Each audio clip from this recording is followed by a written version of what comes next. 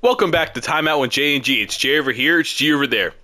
Yo, what is going on, everyone? And today, you can see by the title, we are finally getting back into the NFL. We did an episode about the NFL draft, if I remember correctly, back a couple months ago, but we haven't really talked football at all because it's been the offseason. Not like too much crazy has been going on, obviously like free agency, stuff like that, but we figured we'd dedicate an entire episode to each NFL team. And what we're doing is, you saw by the title, we have a question for each NFC team, and then our next episode, we will have a question for each AFC team going into this NFL season.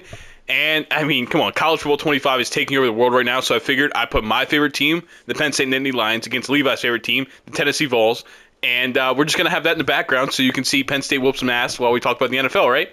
Damn. I see how it is. Oh, man.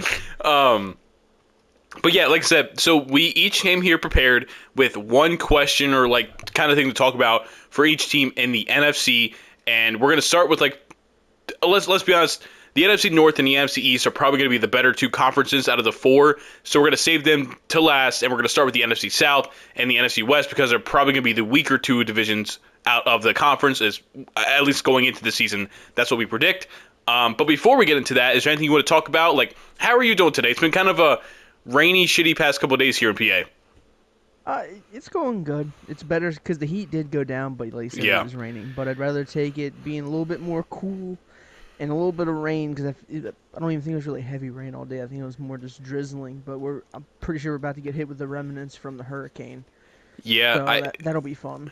for my day job, I was driving out towards like Altoona today, and I was on a turnpike, and the rain was insane. Like I had to pull my work fan like off to this, like I had to pull off one of like the turnpike rest stops because the rain was pouring so bad I couldn't see cars right in front of me. Damn. Like it only lasted for about 20-30 minutes, and I was able to keep going, but it got really, really bad for a short period of time, and then it was just kind of consistent drizzles the rest of the day. Damn. But is there anything else we want to talk about here before we? I've been seeing some sources on Twitter. Apparently, the Brandon Ayuk trade to the Steelers has been confirmed and is supposedly going to break after week 1 of the preseason. So it could be sometime this weekend. It could be Monday, but apparently it's going to break sometime this weekend. Yeah, so I guess that's pretty crazy. I guess we'll see for the next episode. Hey, we're doing AFC next week, so we'll be able to talk about that then as well. Yep. Maybe that's not the question, but at least it's something we can talk about when we talk about the Steelers next week. Also, I did want to pull up here. I almost forgot about it, but I did want to pull up here. Lauri Markkanen. Lauri Markkanen signed a crazy contract. Where is that? All-star Lauri Markkanen signs a 5-year, $238 million deal with the Utah Jazz, which means he cannot get traded this entire season. And I was doing some reading, and when I was listening to numbers on the board the other day, on Saturday, I think, because they on Saturday, when I was watching it, they had talked about apparently the reports coming out that they were going to give Lauri Markkanen this contract, and the reason is they said that they were waiting until Wednesday to give him the contract. And the reason they waited till Wednesday, which would be today as we're recording this, is because if they would have gave it to him on Monday, he would have been eligible to be traded at the trade deadline. But now, because they waited, he can't be traded by the trade deadline. Oh, So they're basically GMing. Yeah, they're basically like, okay, like, yeah, we could sign you on Monday, but then by the time the trade deadline comes around, you technically could force your way into a trade or like ask for a trade request for a trade. Now, like, I mean, I'm sure Lauri Markkanen must be fine with it because he signed a deal. You know what I mean? Yeah. So, but now, yeah, he cannot get traded this season, so he's going to be a Utah Jazz the entire season. Maybe he gets traded in the offseason. Maybe, I mean, you give a guy 5 years, $238 million. I think they want him to be part of their core. I could see that. I don't know why. Like, I can understand why they trade him away if the value was there. Mm-hmm. But if they're going to sign him to this amount of money, they got to have a plan for the future for him. Yeah, in Utah. Yeah, I think we've talked about the Jazz a few times before, where it's like they're a team that has a couple pieces, but I don't really know the direction they're going in. Like, you have Lauri Markkanen, you have Keontae George, you have Walker Kessler, who had a good rookie year, then wasn't as good last year, but still a serviceable good center. Like, you have John Collins on the team still. Don't forget about John Collins is on that team. Colin Sexton's on. It's like they have a lot of like pieces here and there. I just don't know the direction of this team. Like Yeah. this team isn't good enough to make the playoffs. I just don't think so in the Western Conference. And it's like With the amount of good teams, they would have to catch lightning in a bottle. which In like other was words. that last year or 2 years ago? Through like a good like month or two of the season, they were like a top 5 seed. But then obviously reality kind of hit. They fell down the Saints a little bit. But it's like I said, Lauri Markkanen's a good all-star level player. Keontae George, we don't know. We think he could get to that point. Walker Kessler, like I said, is a good starting center. Like I don't know. They bring in Cody Williams in this year's draft. Like they're like one of those teams that has. You look at that player, like, oh yeah, that's a good player. Oh yeah, that's a good player. Oh yeah, but it's like when they all come together, do they make a good team? And that's just something I don't know. I feel like they're one of the biggest question marks for whether they're going to try and compete or if they're going to try and kind of just shell the thing again and try and get pieces. But I feel like at this point, now we kind of know. I feel like they're going to try and build for the next 3 to 5 years to try and build somewhat of a contending team. I mean, yeah. Hey, maybe did they tank this year for Cooper Flag? How does Cooper Flag and Lauri Markkanen fit on the court together? I mean, I feel like that'd be a good pair. And Cooper Flag can handle the ball. He can shoot. He can play make. He can basically do almost everything on the floor. And then you pair that with Lauri Markkanen, who's a certified sharpshooter. I mean, Damn, 3 of their 5 stars are gonna be white. That's crazy for today's NBA. But yeah, go ahead. It would just be crazy. And then you add in Walker Kessler, who I don't know if he's developing a 3-ball. I doubt it. I know he shot a little bit in college, but I don't think he's shooting a whole lot in the NBA. But still, he's a really good rim protector. He can rebound. He can give you some buckets interiorly. I mean, like we always talk about them centers in 2K, that they can give you like 12 and 12 with 2 blocks, and that's Walker Kessler in a nutshell. Yeah. All right. Is there anything else you want to talk about Lauri Markkanen here before we jump into the NFL news? Nope. Don't have anything else. All right, well then let's go ahead and get in, and we're going to start with the NFC South. We decided, and I'm just gonna read them as the NFL has them listed like on the standings right now. So that means we are starting with the Atlanta Falcons. What is your question for the Atlanta Falcons going into this season? My question is, will Kyle Pitts be featured more in the offense? Because I feel like for them to be able to get to where they want to be, and which is obviously competing for a championship, they got to include Kyle Pitts. Kyle Pitts has to be damn near a 1,000-yard receiver, double-digit touchdowns. Like, he's got to be damn near your number one option when throwing the football. Because we seen with Arthur Smith, he got buried and he didn't get a lot of targets. It was just it was bad. So hopefully with them bringing in Kirk Cousins, he is coming off an Achilles tear, but still he's gonna come out and sling the ball. They gotta get Pitts open, and they got to give him the ball. No, that's actually a really, really good question, too, because, like, Kyle Pitts was a monster at Florida. Like, he's just one of those, like, hybrid tight end receiver guys that you can pretty much line up all over the offensive side of the ball. And, yeah, he just hasn't been utilized at pretty much all these first couple of years in Atlanta. Now, do you want to blame a good bit of that on they were trying to figure out the quarterback situation? 100%. They really struggled at the quarterback position for the past couple of years. Really since Matt Ryan. And I think that's a part of it. Part of it's he's had some injuries. And then part of it's like, I don't know, like he just doesn't get open either. So there is a lot to go on. He's an incredible talent. Hopefully now you have guys like Drake London, Darnell Mooney, Rondell Moore. You have some decent receivers, obviously Bijan Robinson in the backfield. Like you have some other like threats on the offensive side of the ball that all the attention isn't on Kyle Pitts. And yeah, I mean, I agree. If they need him to be huge, he's got to be one of the better tight ends in the league. And I know that sounds crazy, but when you look across the NFL, there's not a lot of like superstar tight ends. So like him being top 10, even top 5 is really not going to be that hard for him to do this season. I mean, and if we go back to his rookie season in 2021, he had 110 targets, 68 catches, 1,026 yards, only 1 touchdown. Yep. And he made a Pro Bowl in his rookie year. Yep. And then he took a dip the next season. He was injured, about 350 yards, 2 touchdowns, and last season was about 670 and 3 touchdowns. But for them to be competitive, because I mean, this team I feel like it's going to be them and the Buccaneers to win the division.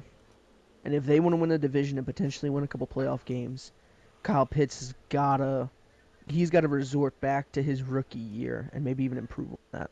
Yeah. So my question for the Atlanta Falcons is basically, where's the pass rush? So they didn't draft pretty much anybody on a defensive side of the ball this year, especially with their first round pick. Obviously, they took Michael Penix Jr. first in the first round, which surprised a lot of people. And like last year, Atlanta's defensive line ranked 27th in pressures last season, and then they didn't add anybody to it. If I read you their defensive, they're pretty much their edge rushers or people that their defensive line, they're going to be trying to get to the quarterback. Obviously, you have Grady Jarrett, who is a good player but is getting older. David Onyemata, Zach Harrison, Lorenzo Carter. It's like, where are you getting your pass rush from?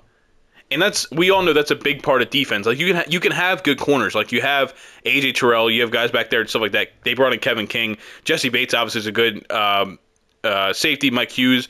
Like they have some decent corners, but these guys have no pass rush. You can have the best corners in the world. They're not going to be able to guard receivers for 10 seconds because you can't get to the quarterback. You know what I mean? Yeah. And it's just, like I said, they were 27th last year, almost dead last, and they didn't do anything about it. I don't know. I'm worried about their defense just isn't really that good. They brought in some pieces on the offensive side of the ball, but I look at this defense and I'm just like, man, it's just not much there. It's really, really not much there. Arnold Ebiketie, again, a Penn State guy, just hasn't really done a lot so far in his career. Like they just don't really have guys on the edge that can get to the quarterback. And again, that's a big, big part of the defense. And I'm not even convinced their run defense is going to be good either. So my question is just like, who's getting to the quarterback, or like, is that defensive line going to be good at all? Pretty much. Yeah, that's a valid question, very valid question. I think they're going to try and go with more of an offensive attack and more just try and put up 40 points every game. Which they're not going to be able to do. And no, but still, it's just like there were holes that needed to be filled, and that the Penix pick was just a question mark in itself. Yeah. Next, we have the Carolina Panthers. You want me to say mine, or you got yours pulled up? I mean, mine's pretty just plain simple. Did they even improve? Like, how are they getting better? Mm-hmm. Like, correct me if I'm wrong, but I'm pretty sure this is almost the exact same team. So I'll put my question here because it kind of goes with yours to a degree. My question is basically, can Bryce Young be better with a couple new pieces around him? And what that is because they brought in guards, Damian Lewis and Robert Hunt. They brought in 2 new guards, and then obviously they took the receiver Xavier Legette this year in the first round. So it's like, you gave him another receiver. You gave him 2 interior offensive linemen. Not really much else. They traded away Brian Burns to the Giants, and I don't know if you remember that happening pretty early in the offseason. That's been a little bit now. Like, yeah, no, I agree. But yeah, go ahead, finish yours. Oh, it's just like I didn't know the pieces that they brought in. They did bring in. They did trade for Deontay Johnson. Yes. But it gets to a certain point where it's just like, did they really improve? You know what I mean? And I know there's only so much you can do when you're, I'm just going to say it, record-wise, the worst team in the NFL. Yeah. There's only so much you can bring, so much you can do, so much you can do draft-wise and all that. But it's still just a point to where it's just like, where's the path forward for the Panthers? I agree. I feel like that should be more the question than did they improve. But like, where is the path forward? Like, where is the future for this Panthers team? Jadeveon Clowney's on this team. Really? Yeah, I forgot about that. But no, you're right. They were the worst team in the league last year.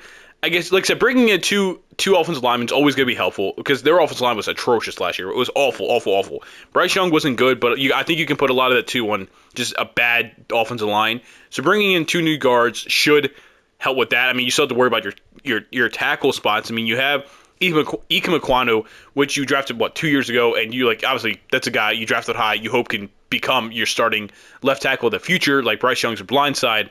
Then on the right side you have Taylor Moton, who's just Taylor Moton's he's okay. It's like you still have to worry about those tackle spots really, depending on what Ike Mekwonu can do. Receiver spot, they traded for Deontay Johnson, which is. He's cool. He's cool. You know what I mean? There's nothing wrong with that. You have an older Adam Thielen. You have Terrence Marshall Jr., who you drafted a couple years ago that really hasn't done anything. You drafted Xavier Legette this year. It's like Jonathan Mingo's a receiver in the team. They just don't really have – Tommy Tremble's their starting tight end. Their starting running back is Chuba Hubbard.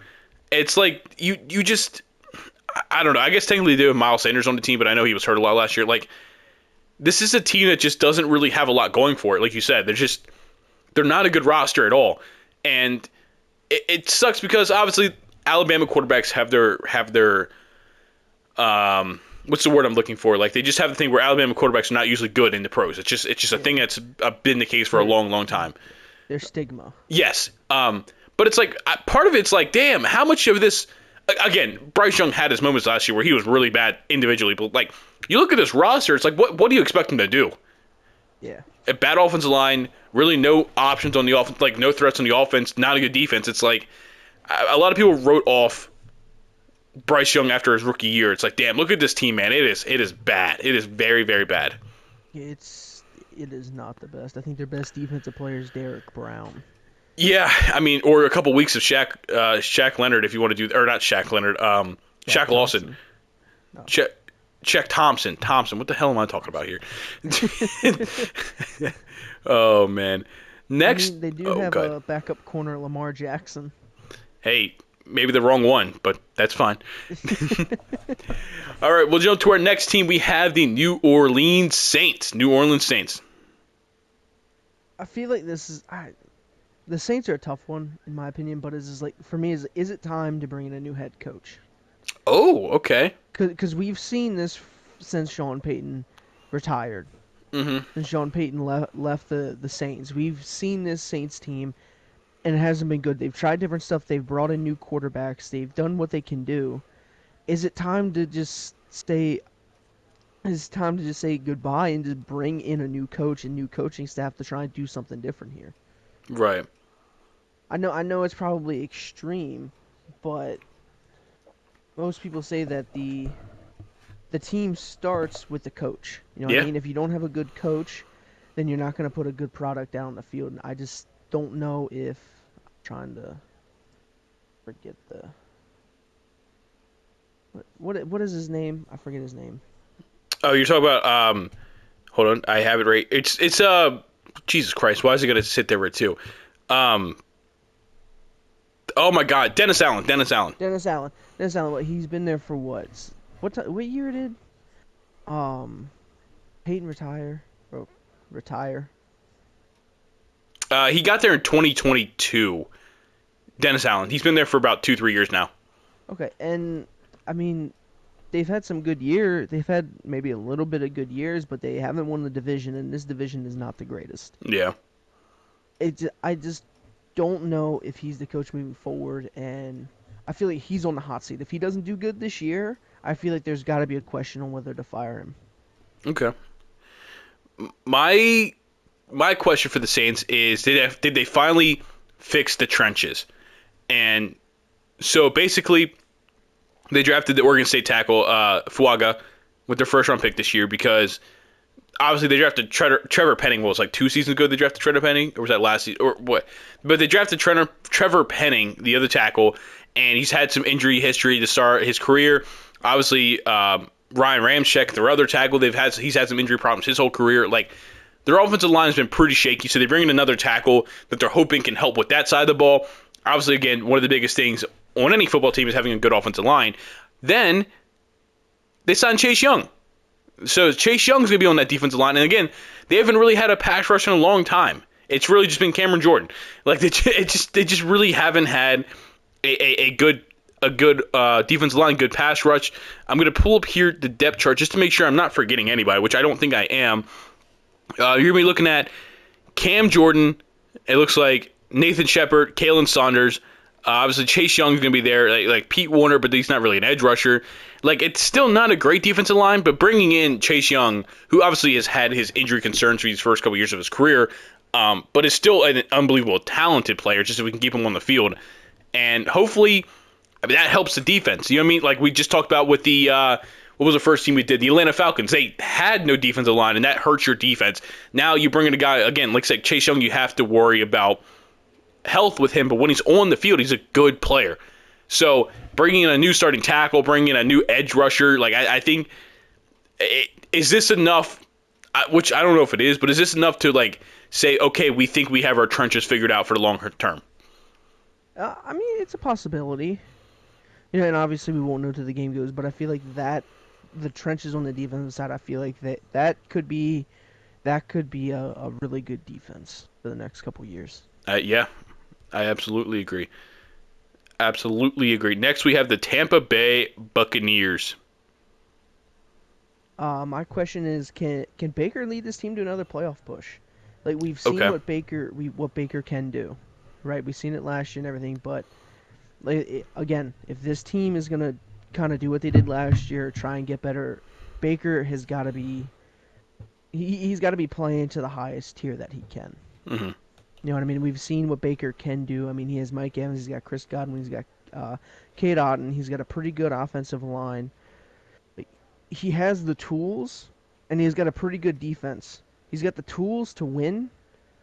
It's just a matter if he can go out there and put everything and set it in stone. You know what I mean?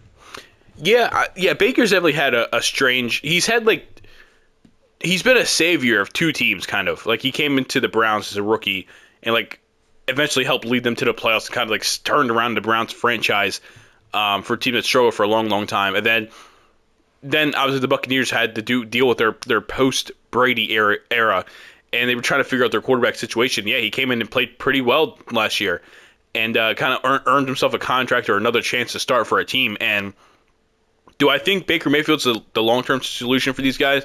No, I don't.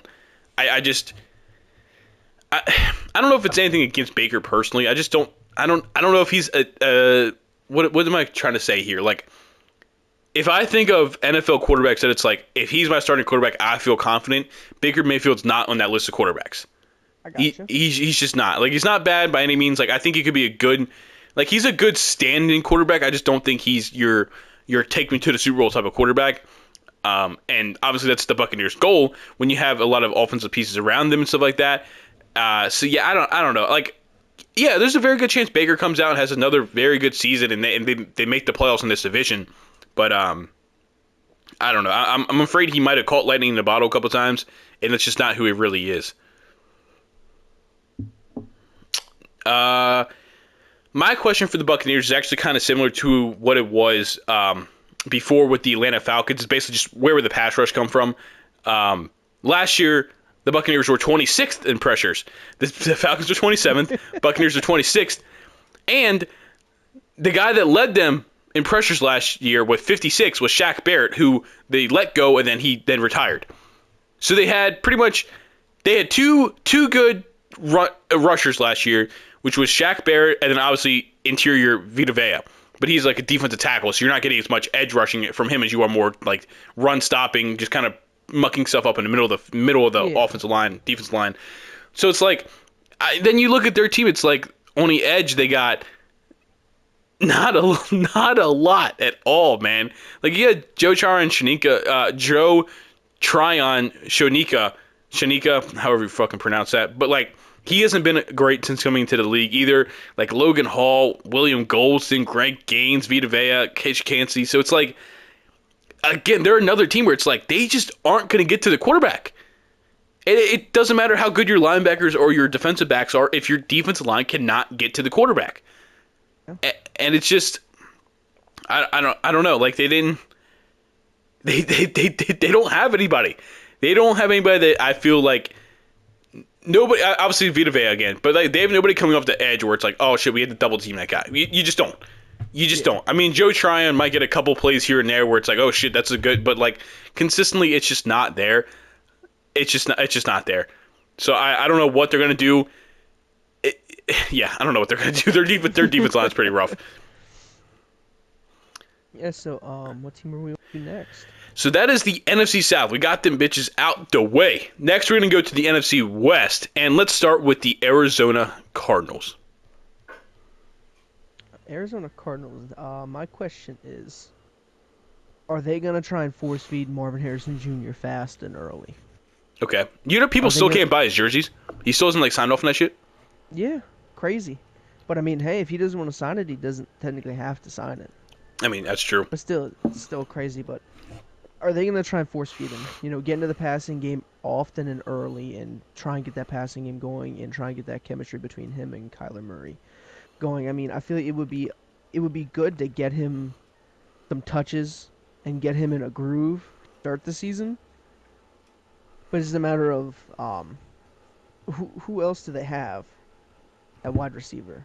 I could pull that up real quick. Cardinals. They got Michael Wilson. They got Hollywood Brown, don't they? No, he left. Oh, that's right. That was last season. Yeah, I mean, they got Trey McBride, but I mean, like, they don't have a lot of weapons. So, like, Marvin Harrison Jr. is probably going to be one of the guys that they go to often and a lot. Oh, 100%. If they're not running the ball. So he's got to be ready, and they got to prepare him for that and try and get him in a group. You know what I mean? Yeah. My question is this the season we figure out if Kyler Murray's the guy?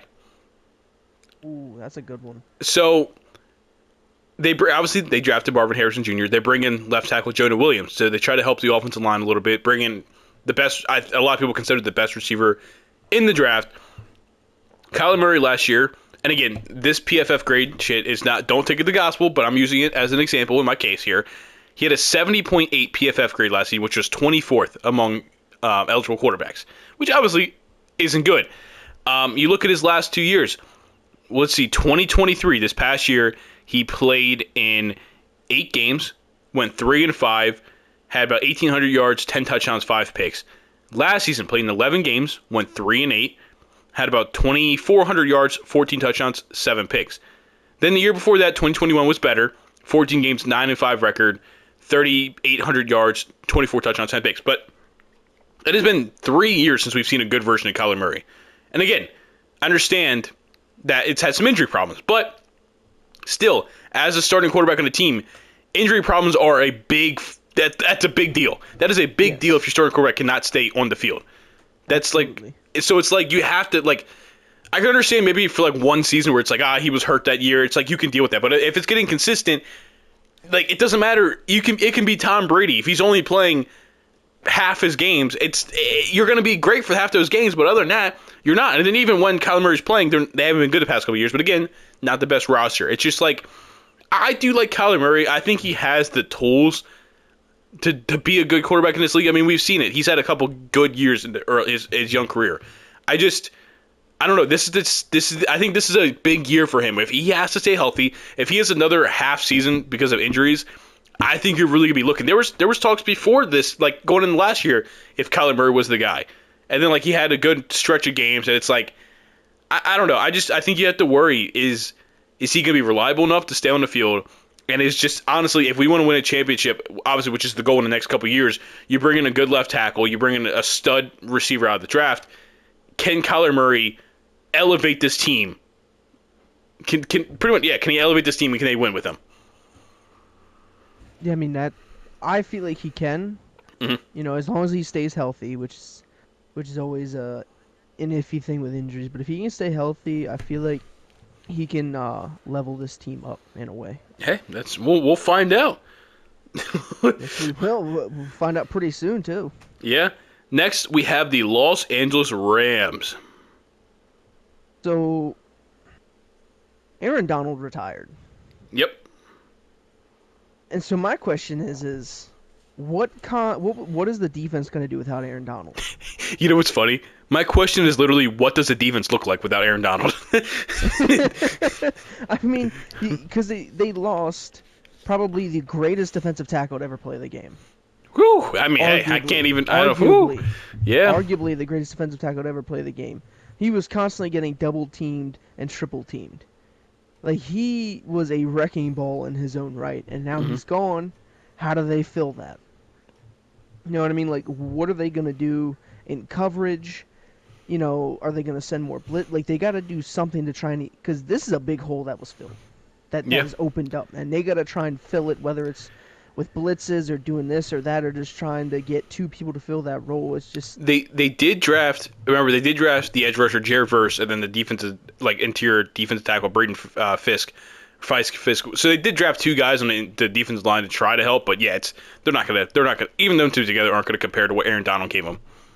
Oh yeah, it's gonna be a big hole to fill, and they just gotta work at it. It's not gonna be a fix overnight, but it's gotta be something to where by the end of the season, or I shouldn't say end of the season, but start of next season, you gotta have it figured out.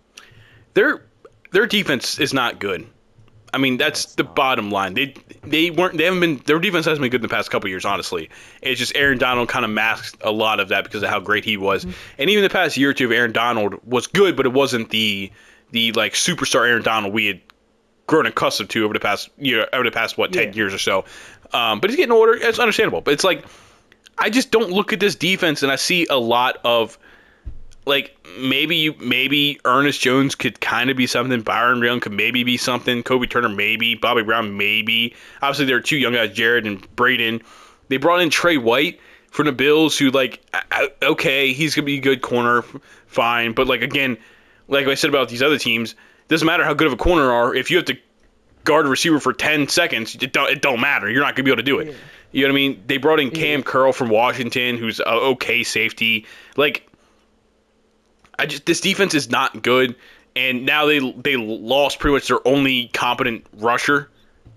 Yeah, this it's gonna be rough. This Rams team, man, they went all in for that Super Bowl run, which, you know, they got the ring. So hey, you know, I guess you could say it's a win because you got the ring. But this team is bad now. This team is very bad now, and I mean, I don't know what they're gonna do. This team. Obviously, you have Matthew Stafford, who's getting older. Jimmy Garoppolo is the backup, but sure, okay, whatever. I mean, he's suspended for the first 4 games. Yeah, at running back, you got Kyron Williams, who's okay. I like Kyron Williams. They brought in Blake Corum. I like that. I like that running back room right there. Okay, you obviously have Cooper Kupp, who has had his injury issues since his big Triple Crown season. Puka Nacua, who broke out crazy as a rookie last year. We'll see what he can do. Demarcus Robinson, is what his Tutu Atwell wasn't really anything either. They did draft Xavier Smith, so we'll see what they do with that. Tyler Higbee, offensive line, it's just like, I don't know. You look at this team and it's like they're spending all that money. They're paying these players a lot of money, and they have like no draft picks, and they're not going to be good. They're just not going to be good. Yeah, no, I feel like they went all out, and it just. Like I said, you got the ring, so yeah. You got the ring, but now you just got to ride this out until Stafford, Kupp, and all the other guys that you paid a lot of money to are pretty much gone, or unless you can trade them. But you're kind of just stuck in this bubble right now. Yep. Next, we have the San Francisco 49ers. So, I know there have been a lot of rumors going around, and he openly said he wanted to trade, but. 49. My question for the 49, should you trade him? I think you should. Talk about Brandon Ayuk, by the way. Yes, Brandon Ayuk. I think you should, because he's going to command a good amount of money. Mm-hmm. And when it comes time to pay Brock Purdy or get some more offensive linemen or get defense, you know, that's going to eat up a lot of money to keep him. So I feel like they should trade him. Mm-hmm. Yeah, I don't know. I think he was the best receiver on the team. I do. Yes. And it's going to hurt, man. I think it sucks that you get rid of him before you get rid of Debo. I don't know, man. I mean, yeah, if he came out and said he wants to get traded, then it's not really much you can do. But it's just like, you don't really have a lot in that receiver room. You really don't. Like, Juwan Jennings is okay. Obviously, Deebo Samuel has his moments. Like, other than that, you're just not really looking at a lot. Obviously, George Kittle. You know, they have George Kittle. But, like, Brandon Ayuk was, I think, the best receiver by a margin on that team, like, outside of, obviously, George Kittle. And it's like, I think that's going to be a bigger deal than they're understanding yet. I really do. Because he lined up all over the field. He's able to make some crazy athletic catches, get down the field, get past people. Like, he's really one of those do-it-all receivers. And I think Pittsburgh's going to love him if that is completely true, and that's where he is going to be next season. Pittsburgh's going to love him. It's just, man, I don't know. They're going to be good. They're the 49ers, but their offense is definitely going to take a step back. They have Christian McCaffrey, too, so it's like, you know, you have Christian McCaffrey, George Kittle, and Debo still. Like, you're going to be good offense, but they definitely lost one of the biggest playmakers. Absolutely, but, you know, like I said, when it comes down to it, when it comes down to paying all these guys, what's it matter if you're paying a receiver a shit ton of money if they don't have a quarterback to get the ball to him? That's true. That's very, very true. It's very, very true. My question, I know. Listen, I promise they're not all like this, but Will their defensive line take a step back? So, let me explain, though. The 49ers defensive line has been crazy for the past couple of years, really. They've had one of the best defensive lines in the NFL. They lost interior lineman, Eric Armstead, edge rusher, Chase Young, and then they lost Randy Gregory, who was a rotational. They lost 3 rushers this offseason. Damn. You look at their team, they still have Nick Bosa. Obviously great. Javon Hargrave has been good. Malik Collins, fine. Then they bring in Leonard Floyd, also fine. They brought in Yetur Gross-Matos from Carolina. Like, you have decent guys, but it's like you lost really, like, obviously Eric Armstead was one of the best interior defense linemen in the league. Chase Young, again, we talked about him before, where it's like he's had his injury problems, but when he was on the field, he's a good player. He had some moments with the 49ers where it seemed like he lacked a little bit of effort, and maybe that was part of the reason they decided to let him go, which is fine. But again, a good rusher. It's like they lost a lot of guys. Dre Greenlaw, I don't know if he's going to play this season. I don't know if he's going to play this season because that was the Achilles in the Super Bowl, right? Oh, that's right. Yeah, he popped his Achilles in the Super Bowl, so I don't know what his recovery time is. Like they lost a lot on that defensive side of the ball, where it's like I don't know. They're still gonna be a good team. The 49ers are gonna be a good team, but that defensive line definitely took a step back, and I'm curious to see how that affects the rest of the team. Because again, like I've mentioned with the other teams, defensive line is like the start of your defense, and when their defensive line was still with Nick Bosa takes an obvious step back, guys like Fred Warner are going to have to do a lot more on that field. They're going to need guys like Javarius Ward to guard for a lot longer. So it's like, we'll see. We'll see. They did bring in Devondre Campbell. Yeah, they did. To be another linebacker next to Fred Warner. But yeah, Dre Greenlaw, 15 days ago, they put him on the physically unable to perform list / active list. So we'll see how that goes. Yeah. Next, we have the Seattle Seahawks. My question is, I know it's similar to yours, but the defense. Okay. Mine actually isn't about the defense this time. Oh. I mean, their offense, you got Tyler Lockett, DK Metcalf, Jackson Smith, and Najigma. You have Noah Fant. You have Geno Smith. You have Kenneth Walker III. Mm-hmm. They brought in Sam Howell as a backup quarterback. But the defense, you got Leonard Williams. You have Nwosu. Jerome Baker. But, this defense is not what it needs to be to compete at a high level. It's just not. And I don't think the defense has really been that good ever since the Legion of Boom. It just they put more stock into the offense, and in my opinion, they kind of let the defense out there to dry. No, I agree. Their defense definitely is a big area for the concern. Like, they just don't really have a lot going on there, and that's gonna suck too. Because like I said, they do have options on offense where it's like, obviously, like, you hope Uchenna Nwosu becomes some more of an edge rusher. Leonard Williams, Jaron Reed. They actually have Jaron Reed listed twice here on the depth chart at nose tackle and left defensive end. That's how bad they're down. Then Byron Murphy, they did draft Byron Murphy, so we'll see how he does. Tariq Woolen had some good moments and had actually a pretty good year. Julian Love's fine. Their defense, their defense is gonna be rough. We're definitely far removed from the Legion of Boom when we look at this defense. My question for the Seahawks is actually, will the offensive line hold them back? Because you listed a lot. You listed their quarterback, the running backs, the receivers, the tight ends. Their offensive line is bad. It is one of the worst in the league last year.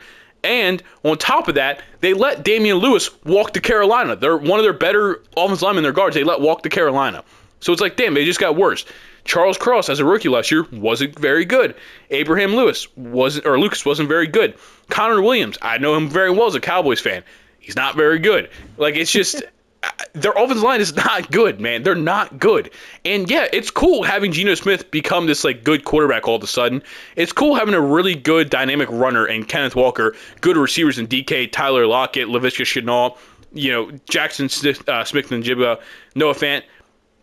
But goddamn, if Geno Smith doesn't have time to get the ball to him because his offensive line is folding like a college football 25 offensive line, if you know, you know, then there's not really much you can do. And it's like, obviously, they'll make the plays, but it's like, I remember, well, there was that clip last year, wasn't it, where Aaron Donald broke through the line and, like, you heard Geno Smith, like, yell, oh shit, or something like that. He, like, yelled something as he got the ball real quick, because it's like, again, that's Aaron Donald, I understand that. But their offensive line is bad. It is bad, and they got worse. It's like, obviously, you hope, coming off a rookie year, that Charles Cross as your left tackle takes a step up. It's better as a second-year player, which obviously is always a possibility. But looking at it right now, man, they're going to have they had one of the worst offensive lines last year, and then they got worse. So what are we going to do? Yeah, that's a big question mark. The only thing that is not up for question is the offensive skill positions. Yeah, I agree. The only things that are like set in stone, like this could be one of the best offenses in the league, but the offensive line is. It's like they just tried to patch the offensive line up just to try and just give Geno Smith some time. Yeah. All right. We got to run through a couple of these pretty quick. We are getting lower on time, and we're only halfway through. So next we have the Chicago Bears. I feel like this kind of is self-explanatory. How good is Caleb Williams going to be, and how what positions are they going to put him in to succeed? Because if they want to, because with all the weapons that they brought in this year, and how they kind of revamped their team, they got to put him in positions to be successful, especially as a rookie quarterback. Mine is basically how quickly can an offense play up to its potential. Like you're saying, they brought in a lot of guys. They obviously drafted Rome Odunze and Caleb Williams in the first round. They brought in Keenan Allen. They brought in the center Ryan Bates. They brought in guys like DeAndre Swift. DJ Moore got there a couple seasons ago. Obviously, like they really did a lot to bring in options for Caleb Williams, and I mean, it hopefully for them that works out. But it's like we're putting all this on the back of a rookie quarterback. That's not always the best thing to do. You know what I mean? And I'm not almost say afraid, but like I'm then worried that if rookie year Caleb Williams isn't great, then they're going to try to do something else to this team and like try to progress it even faster. It's like no. You now have some good options there on that offensive side of the ball for Caleb Williams. Give him 2 or 3 seasons to really fully get himself into the league. You know what I mean? Yeah, if 100%. If he's not great this year, don't trade DeAndre Swift away because you don't really want him anymore. You know what I mean? Or don't like Keenan Allen walk because he's getting older. It's like, no. Give Keenan Allen's probably one of the best receivers a young quarterback can have. Just a very, very consistent, good route running receiver. One of the best in the league. Like, give Caleb Williams time. This team they're gonna be a better team this year for sure. They got better talent. It's gonna take them a little bit though before we see like some people are getting really, really on this hype train and are gonna really expect too much out of this way too early. Absolutely. Like you said, they got to put him in a position to succeed. Yeah. Next, so sorry about some of these teams. We are just gonna have to, just unfortunately time constraints, gonna have to go. Detroit Lions. My question is, can they catch fire in a bottle like they did last year? They brought pretty much everyone back on the offensive side, as long as I'm not forgetting someone. Mm-hmm. They pretty much brought everyone back on the offense and pretty much almost everyone back on the defense. It's just a matter of can they repeat what they did last year and kind of go beyond that and try and make it to the Super Bowl. I feel like that's just I should say is like what is the cap for this team? No, I agree with that. You're never gonna believe what mine's about. What is it about? Have they done enough to improve the edge rush? Seems like edge rushing is a theme for you today. That's a big part of the defense, where the defense starts. They have Aiden Hutchinson. Other than that, they don't really have a lot. They brought in DJ Reader to play like more interior role, but he's hurt too. You have Marcus Davenport, okay, Josh Pascal, okay, Lee McNeil, okay. They don't really have a lot of people to get to the quarterback outside of Aiden Hutchinson. And these guys do have a pretty good defense like around. They just have a lot of good guys. Brian Branch, Derek Barnes has his moment. Carlton Davis has his moments. Terry and Arnold they brought in. Like I said, they just have Jack Campbell, Alex Anzalone. This defense has a lot of pieces, but they're going to need Aiden Hutchinson to be Superman for that pass rush because they don't have a lot else. And I'm just a little bit worried. Man. So I guess we'll see. I guess we'll just see if they can get to the quarterback and help this defense out a little bit. That's pretty much all I have to say about them. I don't know if they're going to be a good team next year, or they're going to be a good team for sure. But like you said, I don't know if they're going to be able to catch lightning in the bottle again because that was a crazy run. Very, very disappointing ending with blowing the lead they did. But now that they've been there, I think they make the playoffs again. I really do. Next, we have the Green Bay Packers. just like how edge rushers are a theme for you, quarterbacks are a theme for me. What like they extended Jordan Love, but was it really worth the money that they shelled out for him? You have 1 year to where he really was the starter, Mhm. the focal point of it for Jordan Love, but was it worth giving him that big of an extension at this point and just kind of And hoping that unfortunately, they he, kind of had to because he was in his yeah, third year already. Like yeah. you kind of So didn't it have an was, option. yeah. It's just like, is he going to be worth the money? Because obviously they did make the playoffs, and obviously they did beat the Dallas Cowboys in the playoffs. Hmm. Yeah. But it just gets to that point where it's just like, is this our guy? You know what Hmm. I mean? And I feel like at this point, no matter how he performs this season coming up, he's going to be your guy for the next however many years. Yeah. Yeah, I do like Jordan, or I do like Jordan Love. Like, obviously, I hate the way they dismantled us in the playoffs, but, that's what happens. I do think Jordan Love's going to be a good quarterback. It just seems to be what the Packers do. They just get these great quarterbacks after great quarterbacks. And I don't see any, just the way he played, I think he's going to be a good quarterback. I understand it's crazy to pay him that much money this early, but it's like they really didn't have a choice either. It's like he was already getting to the end of his contract. It's like you're just going to let him walk now after the great season he had. So Yeah. they were kind of tied. Their hands were pretty much tied. My question has to do with the defense, but it's not the defensive line. It's not the edge rushers. It's how will Green Bay line up at linebacker? Because they let Devondre Campbell walk. Next, let me just read off the depth chart for the linebacking core of the Green Bay Packers. Eric Wilson, Quay Walker, Isaiah McDuffie, rookie Tyron Harper, Christian Welch. Not much there. Christian Young, nothing. Not really much there at all. Quay Walker had his moments last season, but he also got thrown out of a couple games because he's been a hothead. So it's like, I don't know. Yeah. I guess they're going to give it to him. Like, in his first two, again, PFF isn't words to live by, but I'm using it here. In his first two seasons, Quay Walker has not had a PFF grade above 60. Oh, Then you have next to him, you have the backup, Isaiah McDuffie, who was 69th ranked among linebackers in PFF last year. Nice. Nice. And then they have rookies Tyron Hopper from Texas A&M or Edgerrin Cooper from Texas. What did I say there? But anyway, some mid to late round linebackers. They just don't have linebackers. They do not have linebackers, and I don't know what they're going to do because they do have some good guys. Preston Smith, Kenny Clark, Rashawn Gary. I do like their edge rushers. Obviously, Jair Alexander, one of the best in the league back there in the corners. Xavier McKinney, they brought in from the Giants, a good safety. Eric Stokes, you hope, is just as he gets older, like he's a young guy, gets better. They have a lot on this defense, and obviously they have a couple things on offense. Their linebacking core is probably one of the worst, if not the worst, in the NFL. And I'm curious to see how they are going to how they're going to play that. I mean, I really don't know how they're going to play that. It's bad. yeah. I mean, I don't think they're going to be too good against the rush. No. That linebacking core. No. Next, we have the Minnesota, not Timberwolves, the Minnesota Vikings. I almost said Timberwolves. My thing for this team is they brought in Sam Darnold. You drafted J.J. McCarthy. Who's going to be your quarterback one? Let me jump in real quick. My question is, which quarterback gives the best chance for the Vikings to win? So it kind of goes along with yours. Because, I mean, offensively, you have a good offensive line. There's something like Christian Darrisaw, Grady Garrett, Bradbury, Ed Ingram, Brian O'Neill. Like, this offensive line is good. Mhm. Do you throw J.J. McCarthy in the start? Do you have Sam Darnold? You have Aaron Jones and Ty Chandler as your running backs. You have Justin Jefferson, arguably the best wide receiver in the league right now. You have Jordan Addison. You have T.J. Hawkinson. Don't forget C.J. Ham at the fullback position. But you have these pieces around the offense. But who do you give the starting role to? Do you say, Sam Darnold, you're the more experienced, the veteran, here, take it? Or do you go with the young guy, J.J. McCarthy, and hope that he blossoms out in his first year and shows you something that people may not have expected? See, honestly, I do think Sam Darnold starts the season. I do. I think they're going to try to go with that veteran shit because, like, you have guys like Aaron Jones on your team. Obviously, like, Aaron Jones is an older running back. You have Justin Jefferson, one of the best, if not the best receiver in the league. Like, they have Brian O'Neill, an older tackle. Like, they have a lot of pieces that they're like, we want to win right now. You know what I mean?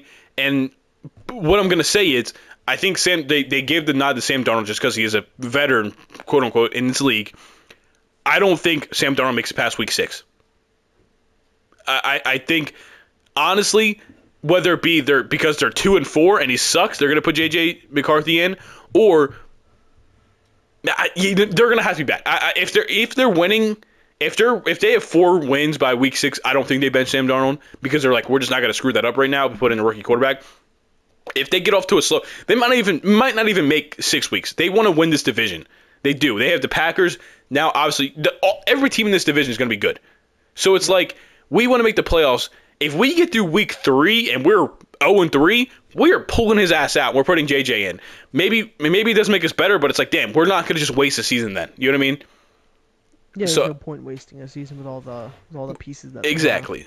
So I think Sam Darnold. Maybe he doesn't. Maybe through preseason, Sam Darnold sucks so bad they just decide to start McCarthy to start the season. But I do think going into the preseason, like the intentions are going to be Sam Darnold is the starter. Again, not long term, but I think just they're going to try to use that veteranship to kind of get it started. You know what I mean? Yeah, that's a viable option. Hell yeah. So next we're on to the last division, the best division if I don't say so myself. In the NFC. Yeah. NFC East. And again, we're just going to go right how they're listed. So we're going to start with the Dallas Cowboys, my favorite team. Dallas Cowboys for me is what is going on with Jerry Jones in the front office? That's a very fucking not really with the players because the Cowboys usually always put out a good product or a good team, I should say. They're usually top of their division, top of their conference almost every single year. What is going on with Jerry Jones in that front office? You had a chance, I believe it was Josh Jacobs. I think he even said he wanted to come in Dallas. Come to Dallas. To Dallas. Not in. Come to Dallas. But I don't even think they even offered a contract. Nope, same to Aaron Jones. Yeah, so it's just like, what is that front office doing? Are they just trying to bide their time to just shell the whole thing and rebuild, or are they just trying to just prolong this? As long as Jerry Jones is the owner, they will never go into a rebuild because that means less money, and that's exactly what that's not Jerry Jones. The Cowboys will never go into a full scale rebuild under his. It's just not going to happen. They might be bad for a couple years, but it'll never be a rebuild. They're always going to be trying to bring in players. They have to. That's a loaded statement. Yeah, no, you're right. To go along with that, they have to pay Dak. This is the last year of his contract, man. They had to pay CeeDee Lamb. Those are 2 guys you do not want to fucking lose. I'm just going to be so honest with you. You can think whatever you want about Dak Prescott. He is a top 10 quarterback in this league. There's times where he might be at the bottom 10 of that, but there's also times he was in the MVP conversation for a good part of last season. Dak Prescott is a good quarterback. Okay? And I'll defend. Listen. Again, everybody has their opinions on Dak, and I understand that. I'm going to go by the fact here. Dak's a good quarterback. He's a quarterback we can win with. I understand he's had some playoff struggles. He's also had some games where he's been phenomenal in the playoffs and our defense has sucked. CeeDee Lamb is not going to sign his contract until Dak signs his. Because if I'm CeeDee Lamb, why the hell do I want to commit the next 5 years to this team if I don't know who the hell my quarterback's going to be? It just makes no sense. 100%. It doesn't make any sense. And it sucks too because CeeDee Lamb is, again, and I know it probably sounds like this because I'm a Cowboys fan, factually, CeeDee Lamb is one of the best receivers in the NFL. We have one of the best quarterbacks, one of the best receivers in the NFL, and Jerry Jones is not paying either one of them. What are we doing? He's cheap. Micah Parsons is going to be up for a contract next season, or like eligible for a contract next season. That is one of the best defensive players, not just edge rushers, one of the best defensive players in the NFL. This is a lot of money you have to shell out, and the more you wait, the more the market value is going to go up for these quarterbacks because Jordan Love just signed that big contract. Justin Jefferson signed a big contract. Like, these other guys are signing big contracts, so the more you wait, the more the value goes up, the more you're going to have to pay these players. And it's like, you're not going to be able to pay them all at one time. I'm genuinely afraid we're going to lose one of those 3. And that sucks. That could be a very, very big issue that they have to address sooner or later. Yeah, but I don't want to get too deep in that because I know we're running out of time, so I'll do my question because that had nothing to do with my question, but Jerry Jones, man, I could go on an hour rant alone about the Cowboys and Jerry Jones, but I'm not going to. My question is basically, what will the offensive line look like? Because for a good part of the past 10 or so years, since really the 2013-2014 run in the playoffs with the Romo team, we've had one of the better offensive lines in the NFL. And we lost Tyron Smith, who's been a starting left tackle through all of that, but he's had injuries the past couple of years. But when he was on the floor, when he's on the field, one of the best tackles in the league. Tyler Biadasz, we lost, interior kind of center guy. Wasn't great, but he was a starting center. We did draft Tyler Guyton out of Oklahoma, so I'm excited for that. It's like, I don't really know. I guess I don't really know what they're going to do. I think they're going to play Tyler Guyton at left tackle, which leaves Tyler Smith at left guard. I don't really know. I guess that Cooper Beebe, I don't remember how to pronounce his name, third-round pick, might play center, I guess. This offensive line is going to be a question mark this season for sure, and that's bad when you have a quarterback on a contract year. So, yeah. Next, we have the New York Giants. The New York Giants, they're I mean,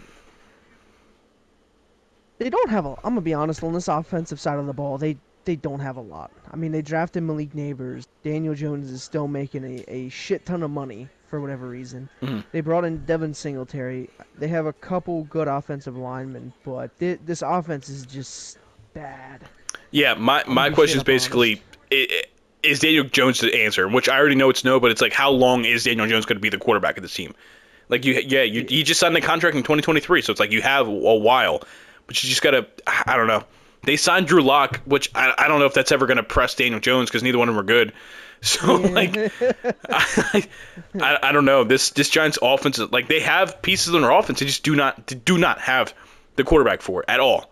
At all, yeah, pretty much. This team is just not the best. So we'll jump here pretty quickly. Just not a lot to talk about the Giants. The Philadelphia Eagles. My question is can they be better this year? Like, can they take what they did last year and add to it? Because, I mean, they brought in Saquon, and on the defensive side, they brought in Devin White. They brought back C.J. Gardner-Johnson, who left for Detroit for a year. Yep. At this point, they have no excuses. To be honest. With the whole entire team that they have good offensive line, they have good weapons for Jalen Hurts, they have a good defense. I mean, there's no more excuses. It's either they go on and win the Super Bowl this year, or it's what are we doing here? Mine is basically, can the rookie defensive backs make an impact? Because they need them to. Their secondary was awful at times, and that's part of the reason they had that second half downfall last season. Their secondary fell apart. You still have Darius Slay on the team, Garrett Bradbury, or I'm not fucking, it's Darius Slay, and they brought in C.J. Gardner-Johnson, and like they have, like, and then they drafted Quinyon Mitchell. They also drafted Cooper DeJean. So it's like they did a lot, but they need Cooper DeJean. They need Quinyon Mitchell to be good this season because they do not have a lot going in that cornerback department outside of Darius Slay. So it's just like, yeah, can they come in as rookies and make an impact if this team wants to go deep into the playoffs, which obviously is their goal. You know, that's what they're trying to do. So they're going to need it. They're going to need it super, super badly because, yeah, this team is in a Super Bowl window right now. And that's not a great spot to be in when you have rookie corners out there. Absolutely, and I mean, like I said, this offense alone should not put them in a position to where the defense has to make a stop. I'm going to be honest. Last team, Washington Commanders. Washington. I mean, they did try and rejuvenate, but it just comes back to like last year. They had one of the worst offensive lines in the entire league. Can this offensive line be better and help protect for Jaden Daniels? Yeah. Because you don't want your rookie quarterback taking, what was it, like 40, 50 sacks? It was rough. It was very rough for Sam Howell and Washington, but they need to be better and they need to protect Jane Daniels if they want to have a shot to do good this year. Yeah. Basically, it's all those they spent a lot of money in the offseason to bring in these older players. Are they going to be able to impact right away, or are they just too far past their prime with guys like Bobby Wagner, you know what I mean? Dante Fowler, Austin Eckler. Are they going to be good, Zach Ertz, or is it just was it a lot of money for names and they're just not really going to, you know what I mean? It's going to be a lot of spending for nothing. Was it just for ticket sales to get everyone hyped to make money, or is this actually something that's going to work? Yeah. Well, that is our question for each 15 NFC teams. I think we did pretty good, man. We did pretty good. I think we did. Next week, we'll be back with the AFC teams. So just be prepared with that. Go check out my YouTube channel, Cloud2K. It's, college football 25 and 2K shit. Yeah. Anything else you want to say before we get out of here? Not really. I mean, shout out to Harrison Butker on the contract extension. All right. Highest paid kicker in the league. Yeah, all right. We don't care about political views around here. Nope, We'll he's a see you damn good guys. kicker, and that's all we look at. Yeah, we'll see you guys later. Peace.